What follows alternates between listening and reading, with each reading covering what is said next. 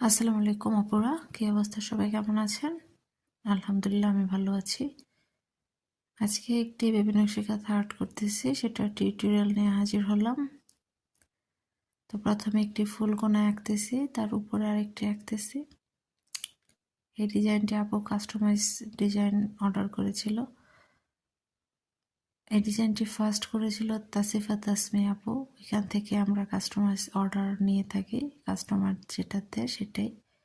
তারপর এই সাইড উপরে আরেকটা ফুল আঁকতেছি, দেখতেই পাচ্ছেন। আসলে আর্ট করাটা তো মুখে বলে দেওয়ার কিছু না, এটা চোখে দেখে শেখার জিনিস বা বোঝার জিনিস।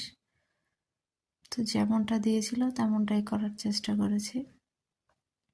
আপনারা যারা আর্ট করা কাঁথা নিতে চাচ্ছেন কিংবা সেলাই কমপ্লিট কিংবা ছাপ দেওয়া, তারা আমাদের সাথে যোগাযোগ করতে পারেন। আমার পেজ মমছবি, টিকটক আইডি মমছবি, ইনস্টাগ্রামও মমছবি, আর ফেসবুক, সব জায়গায়, হোয়াটসঅ্যাপ, সব কিছুতে আমার সব উল্লেখ করা আছে ডিটেলস। আপনারা যারা কাঁথা নিতে চাচ্ছেন তারা অবশ্যই যোগাযোগ করবেন।